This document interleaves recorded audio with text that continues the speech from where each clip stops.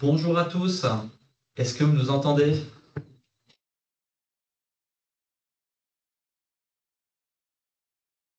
Oui. Oui. Ah, merci pour ce retour. Écoutez, merci à vous pour votre présence. Bienvenue donc à cette session donc collective proposée par l'offre innovation de l'ANS. Qui aujourd'hui aura pour thématique l'introduction à l'interopérabilité à ses acteurs et au cadre d'interopérabilité de l'ANS. Donc aujourd'hui, vous aurez le plaisir d'avoir Thierry Dart, en tout cas pendant 10-15 minutes, et ensuite Nicolas Riz qui vous présenteront donc la thématique et qui répondront également à vos questions dès que besoin. Pour information, alors la session sera enregistrée, donc il y aura un replay qui sera disponible par la suite. On vous le communiquera donc par mail, donc il sera disponible sur le portail industriel et sur la page YouTube de l'ANS.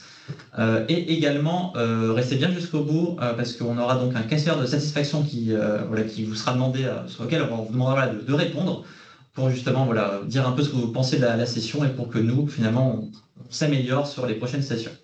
Et écoutez, suite à ces mots d'introduction, je laisse la parole peut-être à Thierry et à Nicolas pour cette session. Oui. Bonjour à tous, je suis Thierry Dart, je m'occupe du domaine interopérabilité à l'Agence du numérique en santé. Je voulais déjà vous souhaiter la bienvenue. C'est un vrai plaisir pour nous de faire un webinaire dans le cadre de l'innovation dédié à l'interopérabilité. On a d'autres webinaires dédiés à d'autres sujets traités par l'agence. Interopérabilité, tout le monde en parle et il y a beaucoup de choses qui sont mal comprises ou mal vues. Et peut-être ce qu'on peut dire en introduction et quelques notions, c'est que l'interopérabilité, c'est un domaine très, très important et surtout, c'est un domaine multidisciplinaire. Et en interopérabilité, vous allez le voir, on commence toujours par les cas d'usage. C'est extrêmement important et dans les cas d'usage, ça veut dire qu'il faut forcément mobiliser vos utilisateurs, les professionnels de santé. Et puis, bien sûr, après, mais Nicolas va vous expliquer complètement tout ça. C'est suivant des procédures qui sont normées, des normes qu'on utilise, on aboutit à des spécifications techniques et à des outils derrière vérification, d'implémentation, etc.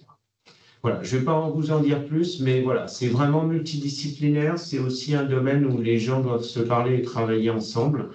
Et derrière, c'est particulièrement important qu'on ait vraiment tout le monde au sein des groupes d'interopérabilité, depuis l'utilisateur jusqu'à l'extrême spécialiste de développement des interfaces. Voilà. Et je n'en dirai pas plus. Bienvenue et je vais céder la parole à Nicolas.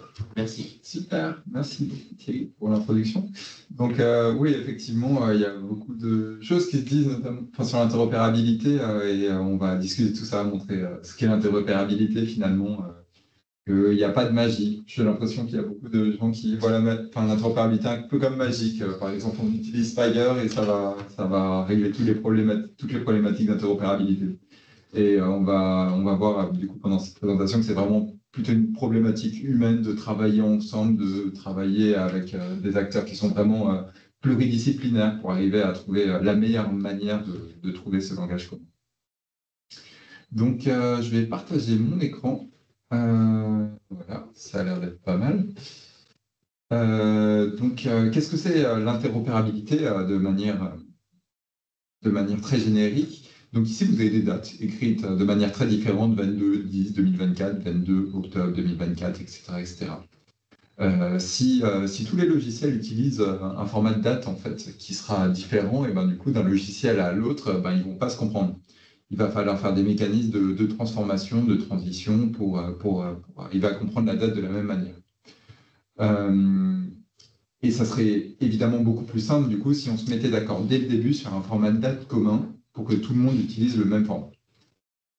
Là, on a pris un exemple simple d'une date, mais les données médicales sont beaucoup plus vastes et complexes que ça, avec des champs qui sont très divers, de la pathologie aux symptômes, aux mesures, aux données de vie réelle, aux statistiques cliniques, etc., etc.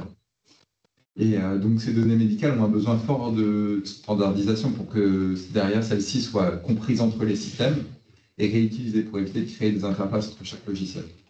Et on verra du coup tous les intérêts un peu plus en détail de ce à quoi peut mener l'interopérabilité.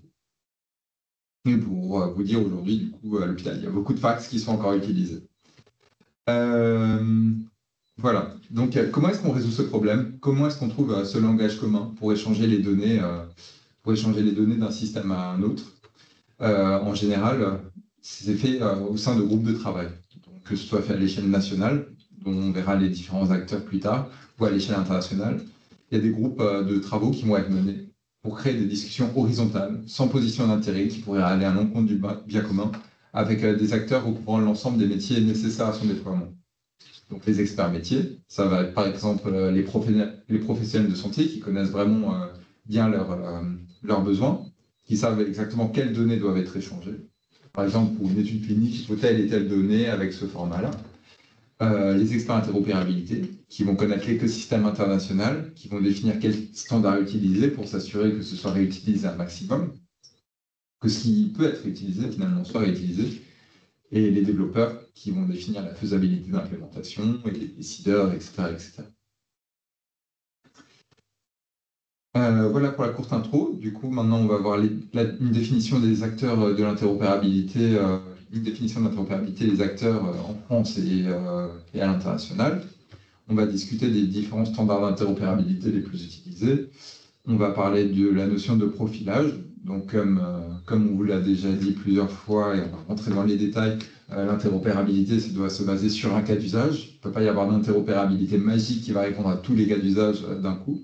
Donc, il va falloir adapter les standards qui sont de base très génériques pour des cas d'usage dédiés.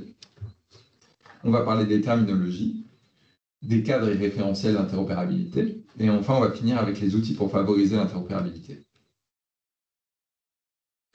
Donc, l'interopérabilité, on peut le détailler, on peut le séparer en deux catégories. La syntaxe, qui est un peu la structure de la donnée, quel objet va être placé à quel endroit.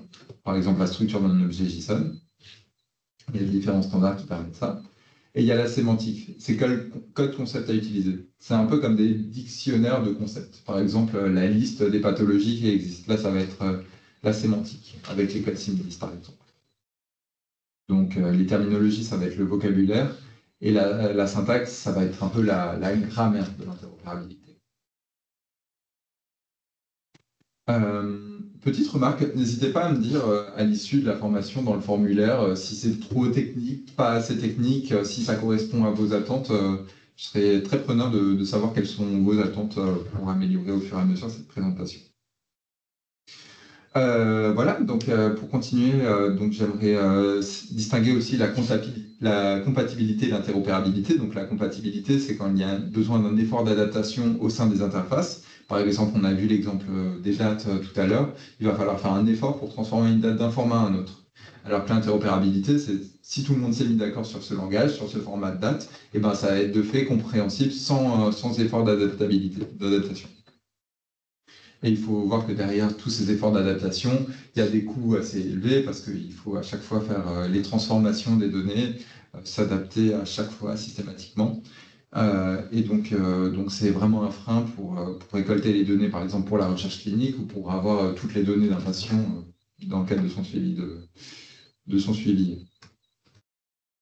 Donc voilà, là on voit les différents avantages à l'interopérabilité. Donc il y a une optimisation des coûts. Pour les industriels, ça permet de limiter les développements, donc limiter le développement des interfaces et potentiellement se concentrer davantage sur l'expérience utilisateur et sur la création de nouvelles fonctionnalités, avec une réduction du coût d'intégration d'un nouvel équipement dans le système d'information en évitant des développements spécifiques, une intégration facilitée des données provenant de différents logiciels, et ça favorise aussi l'innovation en multipliant les partenariats grâce à la réutilisation des API précédemment développés. Par exemple, un logiciel hospitalier qui peut se connecter facilement à plusieurs startups. Pour l'assurance maladie, ça peut éviter aussi de faire des actes médicaux si potentiellement des actes ont déjà été faits dans le passé. On pourrait aller jusqu'à révolutionner le soin et la recherche médicale et la santé publique. En effet, si on arrive à accéder à toutes les informations médicales de tous les patients de manière un peu magique, c'est un peu idéaliste, et ben on pourrait vraiment réutiliser les données pour faire de la recherche sur des quantités de données gigantesques, et du coup, ça faciliterait vraiment la recherche à la santé publique. J'ai l'exemple, par exemple, du Covid, où si tous les hôpitaux avaient une API Fire pour partager leur dispo en ligne, tout aurait été beaucoup plus simple pour orienter les patients de manière beaucoup plus efficace. Et in fine, du coup, si on avance dans la recherche médicale, dans la santé publique, dans, dans un dossier patient vraiment complet de tous ses antécédents médicaux, on pourrait in fine sauver des vies en permettant l'accès à des informations pour la prise de décision grâce à l'accès aux informations et qui permet une prise de décision éclairée. Donc, comment est-ce que cette interopérabilité est permise? Comment est-ce qu'on travaille pour du coup créer ce langage commun? Donc, il y a plusieurs acteurs. Au niveau national, donc, il y a l'ANS, l'Agence du numérique en santé, qui va poser les bases, les cadres clairs pour les bonnes pratiques et qui va co-construire du coup les projets e-santé sur l'ensemble du territoire avec du coup une base commune d'interopérabilité. Il y a également les GRAD, les groupements régionaux d'appui au développement de la e-santé, qui vont promouvoir l'usage des e-services en santé au niveau régional, donc qui vont apporter l'expertise aux acteurs régionaux. Au niveau international, les acteurs qui vont promouvoir l'interopérabilité, il y a HL7, Health Level 7, qui va développer les standards d'échange. Donc, vous connaissez sûrement FHIR, CDA, HL7 V2. Donc, d'ailleurs, il y a beaucoup de personnes qui disent HL7 pour HL7 V2, mais V2, c'est bien le standard et HL7, c'est bien l'association. Donc, c'est une association qui a plein de groupes de travail dans plein de domaines différents, par standard et par cas d'usage, et qui va développer du coup un ensemble de spécifications pour des cas d'usage donnés. Il y a une autre association qui s'appelle IHE, Integrating the Healthcare Enterprise, qui va développer des spécifications d'interopérabilité et qui va être un peu différent d'HL7 parce qu'eux, ils vont vraiment partir d'un cas d'usage. Ils vont partir d'un cas d'usage, comment échanger par exemple les données en radiologie, ils vont étudier vraiment le besoin fonctionnel et après ils vont partir sur des standards qui sont développés par HL7 qui sont très génériques et du coup les adapter pour le cas d'usage bien précis. Donc il y a une approche un peu plus métier que HL7 qui est une approche très technique. Et enfin au niveau français, il y a Interop Santé qui est le représentant HL7 et IHE en France qui va développer par exemple les profils FHIR France de référence et qui va créer des groupes de travail par cas d'usage. Et aujourd'hui, par exemple, il y a un groupe de travail sur le médicament, sur la structure des services hospitaliers, et j'en oublie sûrement. Voilà, faire un bon tour. Ok, et donc maintenant qu'on a vu tous les acteurs de l'interopérabilité, on va pouvoir rentrer un peu plus en détail dans les différents standards. Donc HL7, on en a déjà parlé rapidement. Donc c'est une organisation de développement de standards, appelée SDO, qui est basée sur le consensus en fonction sur le volontariat. Et donc au sein de... En gros, HL7 organise des groupes de travail qui sont totalement ouverts pour tout le monde, qui va regrouper des éditeurs, des consultants, des fournisseurs de soins de santé, des associations, des agences gouvernementales, des labos, etc. etc. Et l'idée, c'est vraiment de promouvoir une interopérabilité globale en trouvant du coup, en discutant des besoins et en trouvant la meilleure façon d'échanger les données.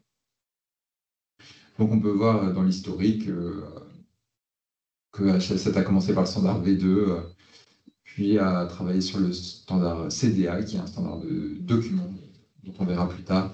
Puis après, il y a le développement de FHIR, qui utilise des technologies beaucoup plus modernes avec des approches API REST, qui sont de plus en plus utilisées à travers le monde aujourd'hui. Voilà, on est bon. Donc voilà, rentrons dans HL7 V2. V2, l'idée de ce standard, c'est un type message. Donc ça va être, quand il y a un événement, il y aura un message de ce type-là qui va être envoyé, avec des pipes comme séparateurs. Donc on voit qu'on est un peu sur de l'ancienne informatique. Et donc l'idée, c'est d'échanger des données cliniques administratives entre deux systèmes. Par exemple, un des plus connus, c'est le IHEPAM, donc c'est des flux d'échange d'informations sur les patients qui sont admis. Donc un autre standard CDA qui est très utilisé notamment dans le cadre du DMP, du dossier médical partagé. Donc l'idée ici, c'est vraiment de modéliser un document médical. Donc, il y a trois niveaux d'interopérabilité, on va dire. Le niveau 1, globalement, c'est un PDF qui sera encapsulé avec des métadonnées. Et le niveau 3, ça va être un compte-rendu qui va être vraiment structuré, où tous les champs seront structurés. Par exemple, le compte-rendu de laboratoire, il y aura un code LOINC, donc interopérabilité sémantique, qui va définir quel type d'analyse il s'agit, puis le résultat. Et il y aura la liste des résultats. Enfin, Fire, donc j'aurai plus de simplicité à en parler parce que c'est mon domaine. Donc, Fast Healthcare Interoperability Resources, c'est le standard du coup qui date de maintenant quelques années, développé par HL7, qui est vraiment le standard qui est, on va dire, le plus à la mode. On peut le voir du coup dans les groupes de travail. Donc, j'étais aux États-Unis la semaine dernière et on voyait que la plupart des discussions et des groupes de travail étaient autour de Fire. Donc voilà, c'est vraiment le standard croissant dont tout le monde parle, qui est de plus en plus utilisé. Donc ce qui est intéressant, c'est que Fire va donner la manière dont les données sont échangées entre les systèmes. Elle va dire comment sont structurées les ressources, et elle va également définir l'API REST, donc comment accéder aux ressources, comment les requêter. Et on verra donc qu'il y a 4 usages différents. Un usage document, donc qui ressemble un peu à ce qui est fait en CDA. Un usage message, du coup, qui mime un peu ce qui est fait en V2. Une API REST et une option service. Et donc, on verra les exemples plus tard avec l'écosystème Fire France, avec les différents guides d'implémentation et les différents cas d'usage qui sont traités en Fire aujourd'hui. Ce qui est intéressant, c'est qu'il y a une communauté assez importante sur Fire en France. Je vous ai mis, par exemple, ici un Slack, Fire France, qui vous permet de poser des questions avec une communauté relativement active qui vous permet d'interagir avec tout l'écosystème français. Il y a également un groupe Fire au niveau d'Interop Santé où je vous invite également à souscrire. Petit zoom sur Fire, donc. Alors aujourd'hui, on est à Fire R5 qui a été publié en 2023, qui est la version courante. En France, suite à une concertation à ANS Interop Santé, on a décidé de rester sur Fire R4 pour éviter d'éparpiller en fait l'écosystème, pour que tout le monde reste sur une même version. À savoir que l'objectif de HL7, c'est d'avoir un peu une release finale qui sera R6, qui sera publiée a priori en 2026. Et donc l'idée, c'est vraiment de faire la transition vers R6 quand cette version sera publiée. Et ce qui nous évitera d'avoir un mélange R4 et R5 et de faire une double transition un peu compliquée. Donc voilà, au niveau des événements du coup d'HL7, il y a les workgroup meetings où tous les groupes de travail se regroupent pour faire évoluer le standard, pour corriger les erreurs, pour l'améliorer au fur et à mesure. Et il y a également les connectatons, où du coup, là, les éditeurs vont se retrouver et vont tester leur conformité en fait, par rapport au guide d'implémentation, pour tester un peu plus en pratique si c'est vraiment implémentable, ce qui a été défini. Donc, comment marche Fire? Fire est défini en 150 ressources. Ces ressources, c'est la plus petite unité d'échange. Donc, chaque ressource va représenter un concept. Par exemple, on a la ressource patient, la ressource d'observation, la ressource encounter, organisation, etc., etc. Par exemple, la ressource patient, elle aura un gender, un birth date, un ou plusieurs identifiers, etc., etc. Donc, chacun des concepts aura une dizaine, vingtaine, trentaine de données associées qui correspondent à ce concept. Et ce qui est intéressant avec Fire, du coup, c'est qu'il est vraiment très généraliste. Il y a un grand spectre de données médicales et qui va se concentrer vraiment sur 80% des données les plus implémentées. Donc, on va vraiment avoir les données les plus génériques. En fait, il y aura un mécanisme d'extension et de profilage, comme on le verra après, qui permet de répondre aux besoins spécifiques. Voilà, chaque ressource a une métadonnée pour indiquer son niveau de maturité, donc allant de 0 à 5 avant de passer en normatif. Donc pour savoir si la ressource elle va beaucoup évoluer ou pas dans les prochaines versions. Et un petit point intéressant du coup, c'est que toutes ces ressources, tous ces concepts, elles vont s'imbriquer entre elles. Par exemple, le patient, il aura eu un rendez-vous médical qui sera modélisé via un encounter dans cet hôpital qui sera sera modélisé via une ressource organisation, etc. Le patient a comme médecin généraliste tant et tant, un practitioner, etc. Et donc, il y a vraiment cette idée de puzzle où on va créer plein de ressources pour répondre à un cas d'usage.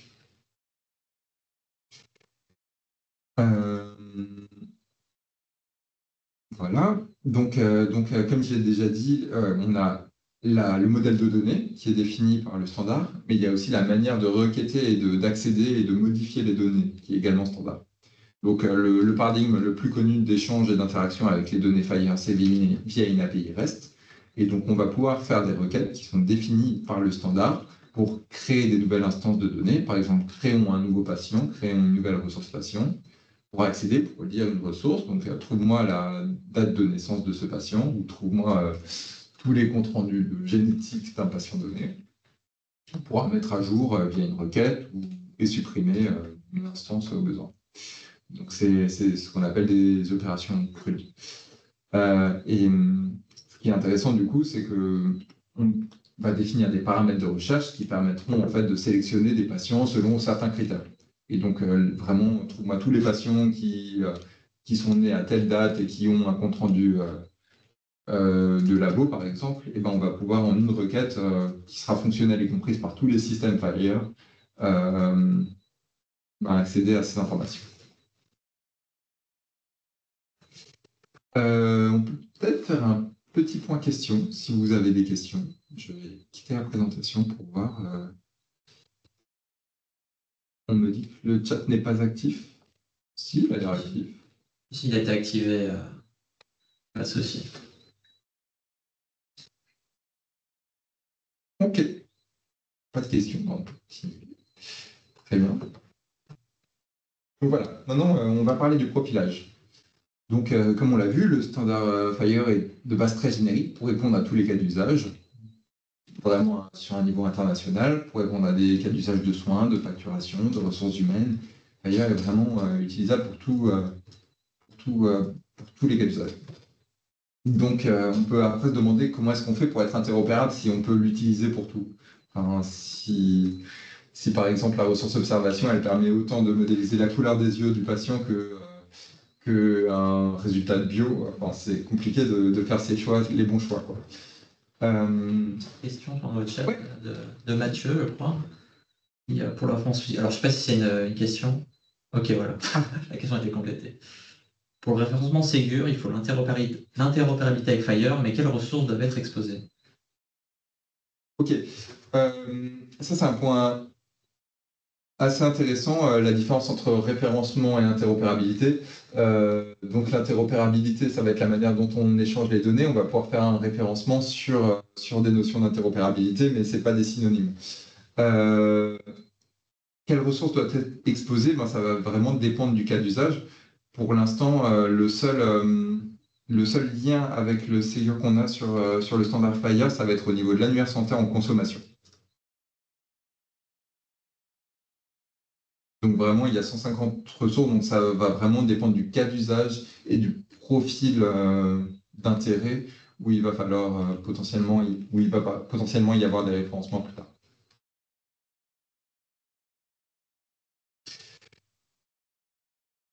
Ok. Donc voilà. Je crois que Mathieu a encore Ouais. complété. Ce que je veux dire, c'est qu'il faut bien un minimum pour dire que l'application est interopérable. Je veux bien une précision, comment ça, minimum? Est-ce que je peux parler directement? Bien sûr. Oui, ok. En fait, ce que je veux dire, c'est que, donc en effet, il y a un standard, ça c'est bien compris pour ma part. Pour l'interopérabilité, on peut choisir, d'ailleurs, pas forcément FHIR, mais moi, ce que j'aimerais en effet, c'est utiliser FHIR. Je suis nouvel éditeur en fait, dans la santé, donc du coup, c'est pour ça que peut-être mes questions sont peut-être pas assez, claires. Mais en fait, ce que je me disais, c'est que, avoir cette interopérabilité, donc du coup, en effet, il faudrait utiliser FHIR. J'ai l'impression que pour le référencement Ségur, il faut en effet cette interopérabilité. Cependant, comment dire? Il n'y a rien qui dit dans tous les documents que j'ai lus, cherchés et tout ça, qu'il faut absolument exposer un minimum de ressources, par exemple la ressource patient ou autre. Donc en fait, si je me joue un peu mauvaise langue, en fait, enfin, comment dire? C'est pas vraiment ce que je veux dire, mais si jamais je veux aller loin, en fait, je pourrais dire que, bah, finalement, je pourrais ne rien exposer et dire que finalement, c'est un peu comme si j'étais, interopérable ou une seule ressource et je suis interopérable et je trouve ça un peu, en fait, déroutant de me dire que je n'ai pas un minimum, d'informations sur, bah, le minimum requis pour être interopérable, quoi. Je sais pas si vous voyez ce que je veux dire? Oui, carrément. Effectivement, il n'y a pas d'exigences qui vont dans ce sens sur Fire en disant il faut exposer par exemple le profil FR patient. Et c'est vrai que ça serait très intéressant, mais après, par exemple, le profil FR patient, il n'y a quasiment aucun champ qui est obligatoire. Donc en soi, si on disait ça, on pourrait exposer le profil patient quasiment vide avec juste un identifiant et on exposerait le profil FR patient, quoi. Donc j'ai l'impression qu'il faudrait aller plus loin. Pour l'instant, il n'y a rien, mais pour l'instant, enfin, il faudrait peut-être aller plus loin et vraiment spécifier pour un cas d'usage donné. J'ai un exemple, par exemple, le sac de soins. Tous les praticiens qui agissent dans un prise en charge d'un patient, et ben du coup, il faudrait prendre le guide d'implémentation sac de soins et l'implémenter, quoi. Je pense qu'il faudrait D'accord, aller un bah peu plus loin et que celui-là. ça répond bien à la question en tout cas, merci beaucoup. De Et rien. en effet, oui, je pense que ce serait bien d'avoir ce minimum. Maintenant, moi, ça me rassure aussi sur le fait que, bah, par exemple, si je fais des développements dans ce sens, une fois que le référencement Ségur va être mis en place, on va pas me dire: «Bah non, il vous manque, des champs» ou des trucs comme ça, il y a un minimum. Donc voilà, je voulais juste m'assurer que j'avais pas loupé une documentation notamment, voilà. Merci beaucoup. Pour l'instant, il n'y a rien de prévu, du coup, mais effectivement, il faudrait que ce soit fait sur un guide d'implémentation de données avec des contraintes un peu plus strictes, avec des cardinalités minimum un peu plus strictes, quoi. Et en OK. héritant du coup de cet écosystème français dont je vais vous présenter tout à l'heure avec les profils français.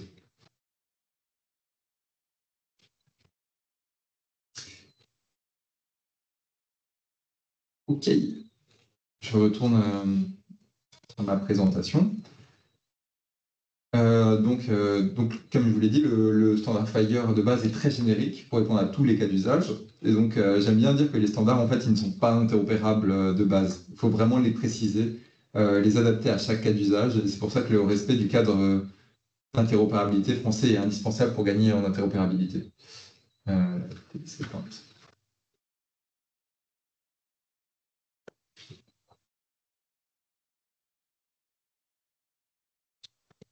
Et en fait, on voit bien mon écran, c'est bon. Oui, on va dans l'écran. Ok, super. Je peux continuer. Du coup, le profilage, en fait, on a un mécanisme qui s'appelle le profilage qui va être utilisé pour contraindre et gagner en interopérabilité. On va spécifier, en fait, par exemple, pour Fire, les ressources de base pour un cas d'usage particulier. On va rendre obligatoire certaines ressources. On va rendre obligatoire certains codes concepts. Par exemple, on va rendre obligatoire l'usage de certaines terminologies. On va déterminer et peut-être rendre obligatoire l'usage de certaines extensions pour des champs non définis de base. Et bien sûr, il ne sera pas possible de relaxer une règle. Donc, si un champ est obligatoire, on ne pourra pas, en dessous, via l'héritage, dire non, en fait, je ne vais pas respecter cette règle.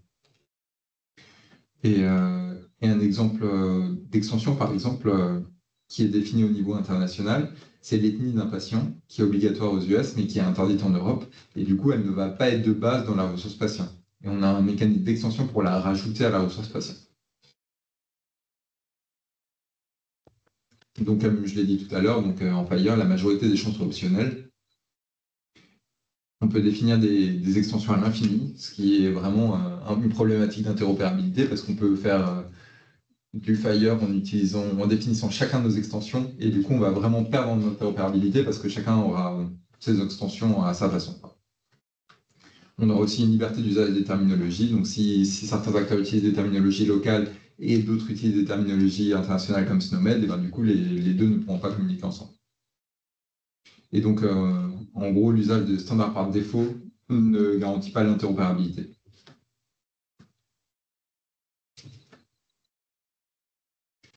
Donc, ces profils, en fait, il y a une manière qui est standardisée de les créer et de les publier via des guides d'implémentation Fire. Et donc, c'est le processus qu'on fait à l'ANS, donc on les publie via des guides d'implémentation, et après on aura tout un socle technique aussi pour permettre la validation en fait, de la conformité à ces profils. Et après, ils seront testés lors d'événements d'interopérabilité tels que les connectatons à HL7 international ou les projectatons en France. Et en fait, il y a plein de niveaux de profilage au niveau international.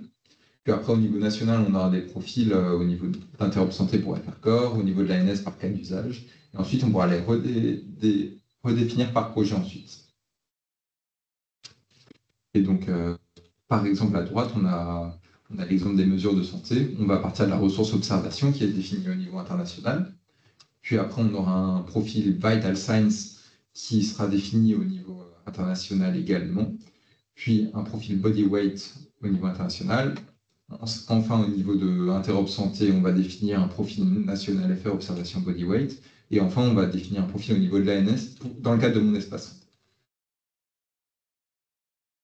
Et donc, à chaque fois, plus on va vers le bas, plus il y a des contraintes qui sont rajoutées, qui sont proches du projet, de l'écosystème français. Et globalement, moi, ce que j'essaye de prôner un maximum, c'est vraiment la co-construction et la collaboration au sein du cadre d'interopérabilité français pour utiliser au maximum les spécifications nationales d'Interop Santé et de l'ANS, améliorer les spécifications actuelles, notamment grâce au feedback implémentaire, parce qu'on ne voit pas forcément du coup les erreurs en les écrivant, et c'est forcément à l'usage, en les implémentant de plus en plus qu'on se rend compte de la faisabilité et de la maturité des spécifications, et également aussi nous aider à identifier les nouveaux cas d'usage prioritaires, donc pour développer des nouvelles spécifications si vous avez des besoins qui arrivent. Donc maintenant, on va continuer sur les terminologies. Donc ici, vous avez un exemple de la ressource patient Fire avec les différents attributs. Et on peut voir que par exemple, le gender, le sexe du patient, il est défini selon un value set, on appelle ça, qui s'appelle administrative gender, et qui autorise du coup les concepts male, female, other et unknown. Comment est-ce que ça marche, les terminologies? Donc il y aura des terminologies qui vont être créées avec un modèle de structure d'information.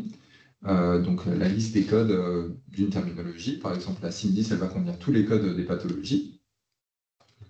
Ensuite, à partir de ça, on va pouvoir créer des jeux de valeurs. Par exemple, jeux de valeurs, tous les types de diabète, il y aura les codes pathologie, diabète de type 1, diabète de type 2, etc. Et donc ces jeux de valeurs, en fait, on va pouvoir prendre des concepts issus de plusieurs terminologies au choix pour un cas d'usage donné.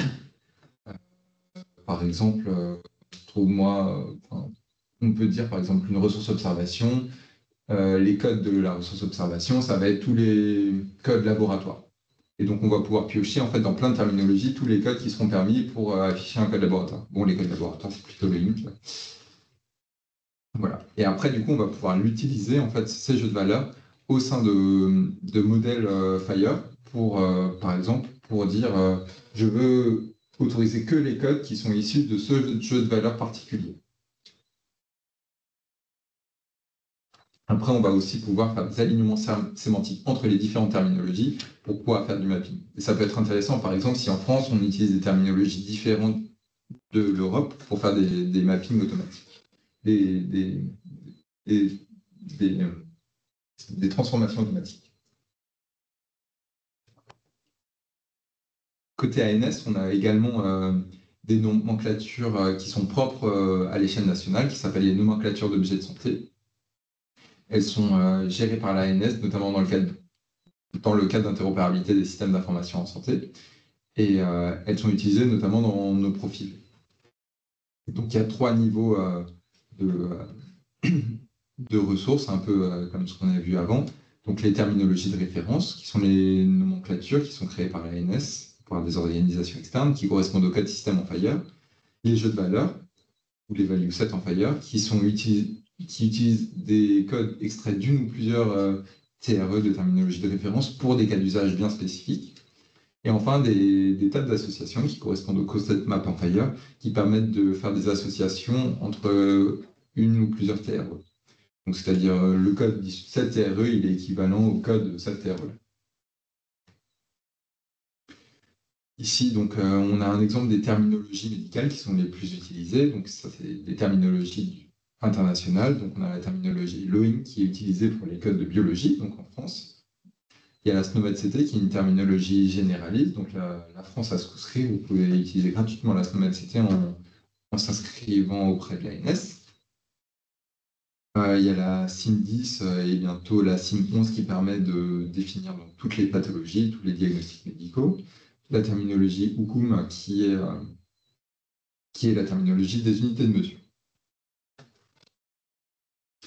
Et donc, ça me fait une transition toute faite sur le SMT, le serveur multiterminologie. Donc, c'est un outil qui est accessible via ce lien et qui permet d'accéder en fait à l'ensemble des terminologies nationales. Donc, si vous voulez savoir quelle terminologie utiliser, n'hésitez pas à aller sur ce site. Donc, pour accéder aux terminologies et aux jeux de valeurs, il y a quatre accès différents via SparkQL, via une IHM, via RDF, OWL et enfin via une API Fire.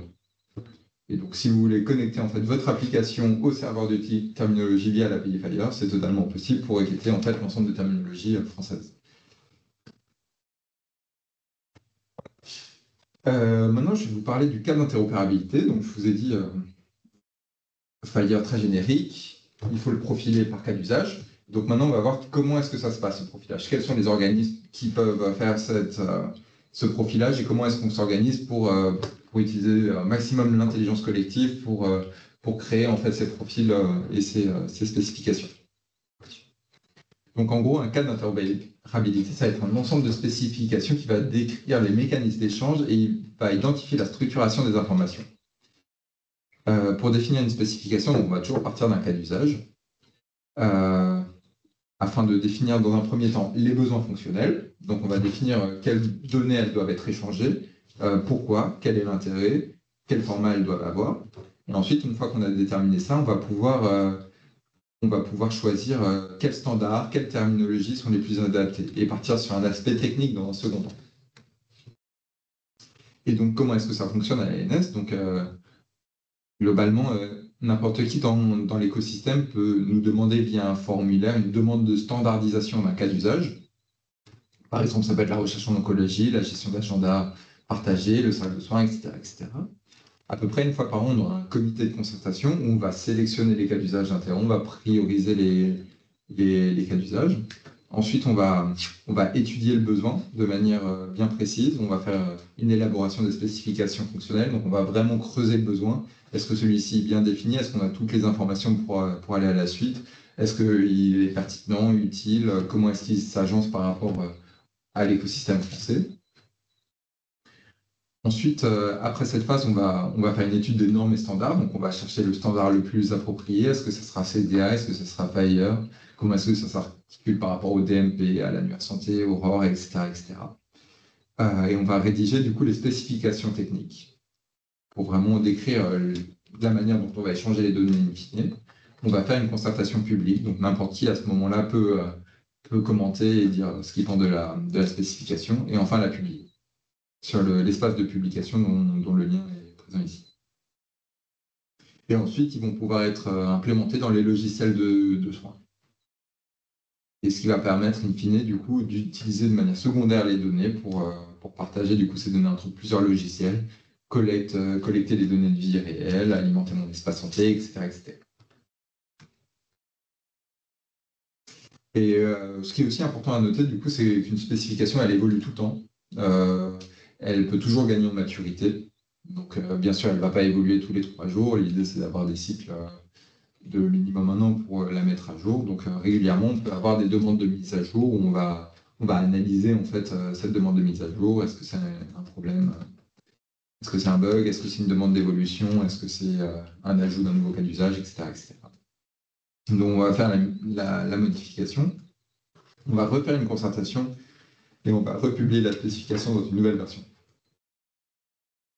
Et donc, les différents déclencheurs de ces évolutions, ça peut être un nouveau programme national. Par exemple, dans le cadre des API Mon Espace Santé, les mesures de santé, ça peut être j'ai envie de rajouter une nouvelle mesure de santé. Ça s'est passé notamment dans le groupe de travail Interop Santé, dans un groupe de travail sur la télésurveillance qui a décidé de rajouter deux mesures de santé au guide d'implémentation mesures de santé. Ça peut être aussi pour du coup de la maintenance, la mise à jour des standards. Par exemple, je vous ai cité l'exemple de Fire. Donc aujourd'hui, on est à 4. Un jour, on passera à 6. Donc il faudra faire évoluer l'ensemble des spécifications vers la nouvelle version. Et à noter que du coup, toutes les spécifications sont versionnées. Donc on peut toujours accéder aux anciennes versions. Donc c'est aux éditeurs de décider quand est-ce qu'ils seront prêts pour migrer vers la nouvelle version, tout en ayant bien sûr la volonté de rester le plus proche de la dernière version. Donc voilà, maintenant je vais pouvoir vous présenter un peu l'écosystème Fire France. Donc il n'y a pas tout, ça aurait été trop gros, mais je vous ai présenté le plus important. Donc tout en haut, on a les spécifications cœur. Donc c'est les spécifications d'interopérabilité qui sont très génériques, donc qui sont à utiliser par toute la France. Donc FR Core, ça va définir les ressources Fire de manière très générique pour l'usage français. Par exemple, ça va redéfinir la ressource patient pour dire comment est-ce qu'on modélise les identifiants, comment est-ce qu'on modélise l'INS, par exemple, etc. L'annuaire santé, ça va être les profils qui vont être génériques pour usage, du coup, dans tout le cadre d'interopérabilité, qui va décrire comment modéliser les professionnels de santé et qui va être aussi utilisé dans le cadre de l'API annuaire santé pour dire les données, elles sont diffusées de la sorte dans le cadre de l'API annuaire santé en Fire. Ensuite, ces spécifications cœur très génériques, elles vont être réutilisées pour être redéfinies par cas d'usage. Et là, donc, j'ai mis 3 exemples, donc mesures de santé, gestion d'agenda partagé, sac de soins. Donc, par exemple, le sac de soins, on va réutiliser les patients du FR Core, on va réutiliser toutes les ressources en fait, qui sont redéfinies dans FR Core pour vraiment préciser le besoin et pour préciser comment ces ressources vont s'agencer dans le cadre du sac de soins. Et ensuite, du coup, toutes ces données par cas d'usage vont être réutilisées dans les projets nationaux. Donc, par exemple, dans le cadre des applications des API Mon Espace Santé, donc on a 3 API, mesures de santé, agenda et documents. Ces 3 API, elles vont être décrites dans les CISIS, dans les spécifications par cas d'usage. On aura d'autres applications, du coup, au niveau national, une application de diffusion des essais cliniques en recrutement, donc ça c'est une preuve de concept pour l'instant. L'application ROR qui permet de diffuser les services d'offres et de soins tels que la disponibilité en ligne. Le projet national Annuaire Santé, donc qui utilise les profils Annuaire Santé, une implémentation qui vont diffuser les répertoires PPS et FINES pour diffuser les professionnels de santé inscrits à l'ordre. Et également quelques projets nationaux avec les transferts de données de dossiers usage informatisés et le suivi des décisions d'orientation. OK. On peut peut-être faire une petite pause question s'il y a des questions.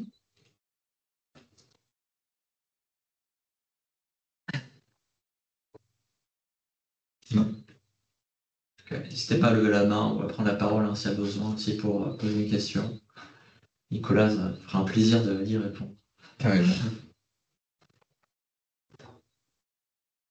De toute façon, j'aurai une série de liens et de boîtes mail pour toutes vos questions. Donc, vous aurez l'opportunité de nous contacter bien après la présentation. Donc, maintenant, je vais vous parler des outils pour favoriser l'interopérabilité et des événements pour favoriser l'interopérabilité qu'on met en place au niveau de l'ANS.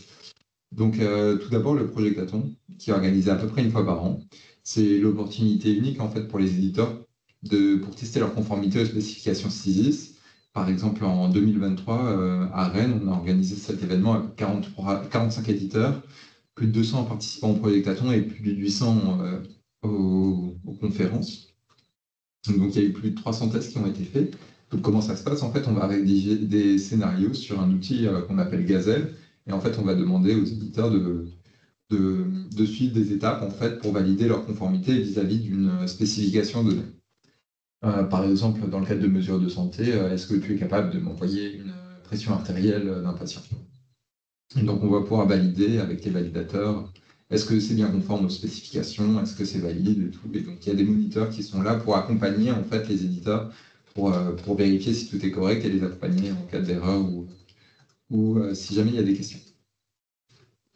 Et donc, je vous en ai parlé, on utilise la plateforme Gazelle qui est un banc de test qui est orienté test de conformité et test d'interopérabilité qui va permettre en fait de dérouler des scénarios en fait assez proches du concret. Et derrière, en fait, on va demander aux éditeurs d'envoyer les flux de données correspondants pour voir si c'est conforme ou pas.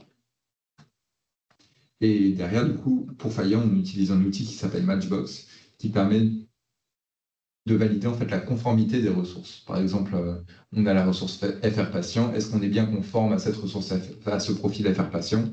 Et ben Matchbox va nous permettre de valider cette conformité sans avoir de scénario derrière.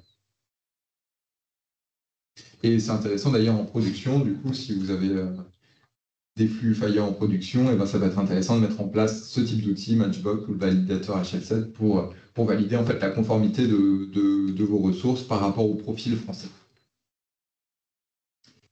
On a aussi beaucoup développé l'usage de GitHub à l'ANS, où il y a l'ensemble des projets open source en fait, du coup, GitHub va contenir l'ensemble des guides d'implémentation Fire de l'ANS et l'ensemble des schématrons CDA et des exemples CDA. Donc, ce qui est intéressant avec GitHub, du coup, c'est que vous pouvez consulter tout le code source de nos guides d'implémentation et de nos spécifications, ce qui va vous permettre de créer des issues pour remonter des demandes de modification ou d'erreur, voire même si vous connaissez très bien Fire et comment est-ce qu'on crée des guides d'implémentation, créer des pull requests pour pour proposer directement des modifications dans le code. Donc je suis vraiment ravi. Si vous avez n'importe quel commentaire à faire sur les spécifications, n'hésitez pas. Et je vous ai mis le lien en haut du coup du GitHub de l'ANS. Et donc tous les guides d'implémentation, par exemple, vont commencer par IG Fire. Et du coup, on va arriver à la fin de la présentation bientôt. Donc là, vous avez l'ensemble des contacts et informe. Je viens à ta question, Mathieu, à la fin de la slide. Vous avez l'ensemble des contacts et informations qui vous serviront du coup. Donc par exemple, il y a le portail industriel, donc c'est vraiment la porte d'entrée pour les industriels de la page ANS. Ici, vous avez le lien vers la démarche d'élaboration des spécifications du CISIS. Donc ici, vous trouverez le formulaire pour créer une nouvelle spécification en cas de besoin. Vous avez ici l'adresse mail du support CISIS, donc si vous avez des questions ou des doutes, n'hésitez pas à nous contacter via cette adresse mail, la plateforme de concertation et tous nos outils de test qui sont ici. Et enfin, notre écosystème, donc le cadre technique IHE, le lien HL7 et le lien Interop Santé. Alors, Mathieu, y a-t-il des documents pour pouvoir donner aux développeurs pour valider les spécifications par Fire, par exemple, comme par exemple un Resistance Schema? Comment ça marche en Fire? Je peux vous montrer ça.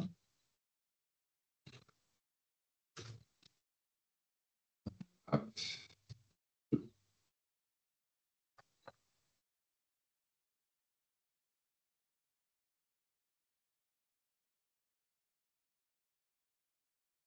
Donc ici, on est sur le guide d'implémentation mesures de santé. En fait, les profils mesures de santé, ils vont être dans ressources de conformité, dans fréquence cardiaque. Ici, on a le profil de la fréquence cardiaque. En fait, ici, on a une représentation un peu graphique de la ressource, du profil. Comment est-ce que doit être structurée une fréquence cardiaque en France. Mais derrière ce profil, en fait, derrière ce tableau, en fait, il y a une description en fait, technique en JSON. Ici, c'est une ressource structure définition en fait, qui va décrire en fait, l'ensemble des contraintes. Par exemple, si je prends observation post subject, on voit qu'il y a une cardinalité minimale de 1 et maximale de 1. Donc, il y a obligatoirement un subject dans le cadre de cette mesure, fréquence cardiaque. Et en fait, ce gros document JSON va permettre en fait, de valider votre instance de fréquence cardiaque. Et pour ce faire, vous pouvez utiliser soit Matchbox, soit le validateur Fire officiel.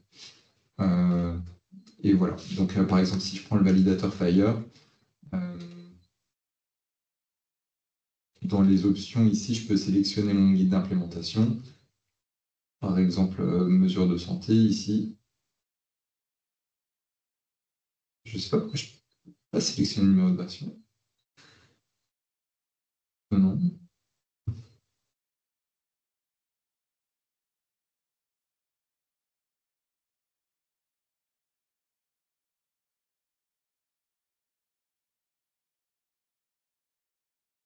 Ouais, on va y arriver. On va y arriver. Le site a l'air fatigué. D'accord.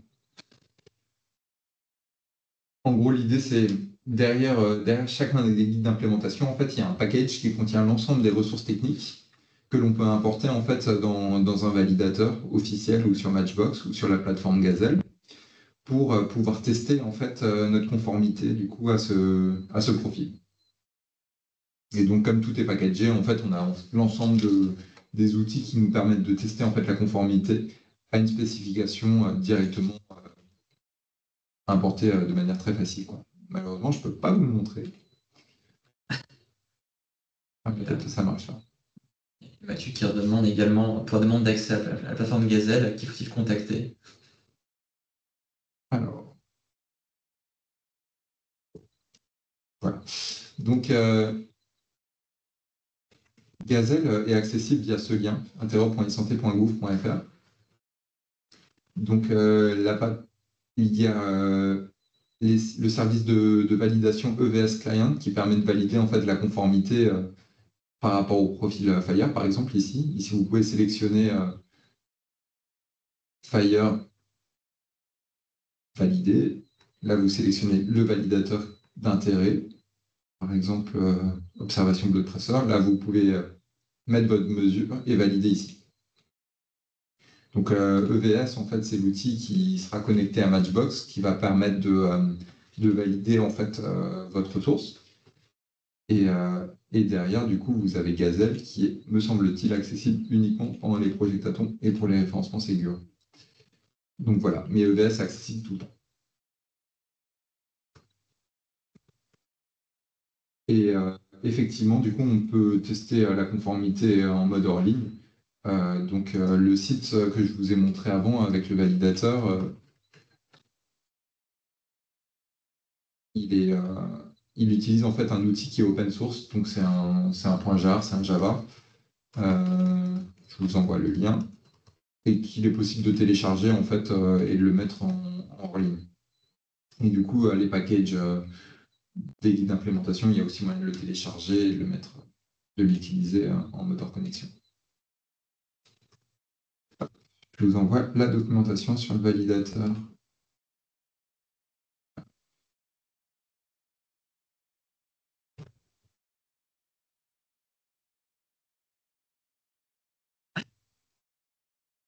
Et voilà, le validateur, il a une option qui permet de rajouter le guide d'implémentation directement pour dire je veux valider ce fichier sur le profil issu de ce guide d'implémentation.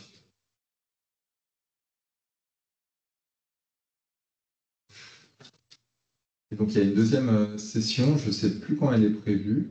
C'est prévu en début novembre, je crois.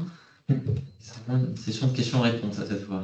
Ouais. Si je dis pas de bêtises. Ouais. Parce qu'il y a une autre session qui est sur le guide d'implémentation de mesures de santé où je rentre beaucoup plus dans ces détails.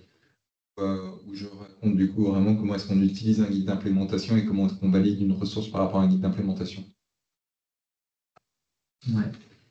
Cette session implémentation, elle aura lieu donc le 10 décembre. Le 10 décembre, cette session-là. Sachant qu'on aura aussi une session vraiment dédiée aux questions-réponses le 5 novembre. Dans un mois finalement. Donc une session par mois, on a un bon rythme là. J'ai l'impression que ça intéresse quand même beaucoup d'entreprises. Parce que je vois qu'aujourd'hui on est quand même. On était vraiment une trentaine de moments, là on est 25. Donc vraiment ça intéresse beaucoup, donc merci à vous.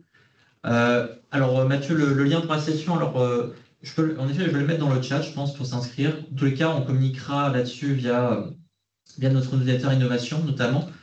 Et puis vous pourrez également vous y inscrire aussi via le portail industriel. Maintenant, je vais vous communiquer le lien, il faut que je le retrouve de mon côté. Et puis je vois aussi que Nicolas a pu projeter donc un petit QR code pour le questionnaire de satisfaction.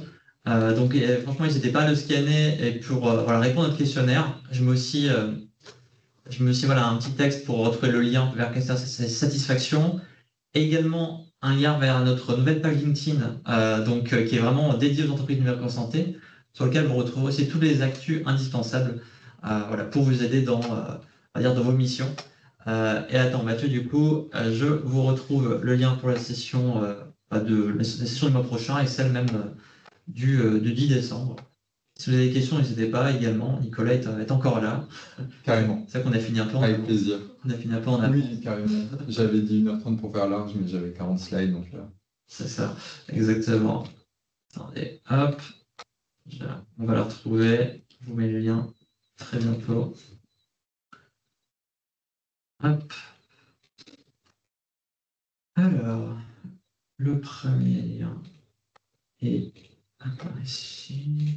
Et ouais, n'hésitez pas à me dire ce que vous avez pensé de la présentation. Si vous voulez plus ou moins technique, je suis très preneur. Je pense qu'il y aura les deux réponses. Oui, Certains en veulent plus technique, d'autres non. Ça, on pourra faire des sessions un peu des sessions plus techniques, Ouais, des sessions moins techniques. carrément. On pourra faire un mixte, carrément.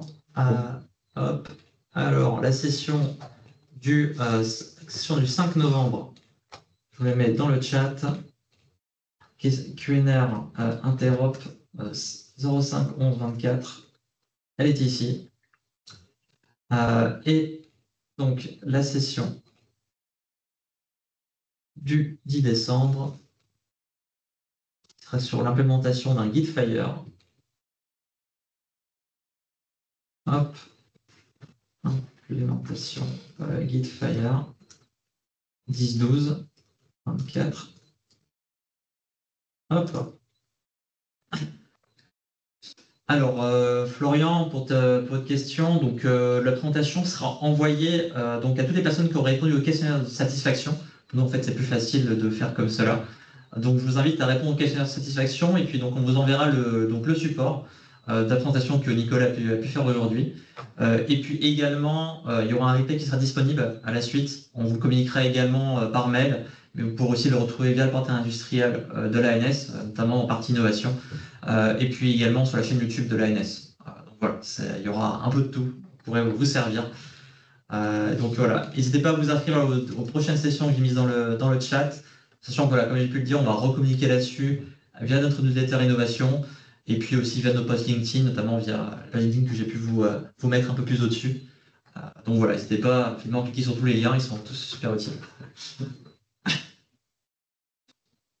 Super. Super, bah écoutez. Merci à tous. Ouais, je fais un petit tour si ouais, il n'y a pas de nouvelles questions. Donc, je crois pas qu'il y ait de nouvelles questions, en effet. Super, et ben merci d'avoir suivi. Merci beaucoup vous pour votre présence et puis écoutez, à très bientôt pour de nouvelles sessions. N'hésitez pas à nous communiquer sur la boîte mail innovation si vous avez des questions également. Moi, je remonte ça à Nicolas puis l'équipe Interop si besoin. Super, n'hésitez pas. Merci beaucoup, très bonne journée.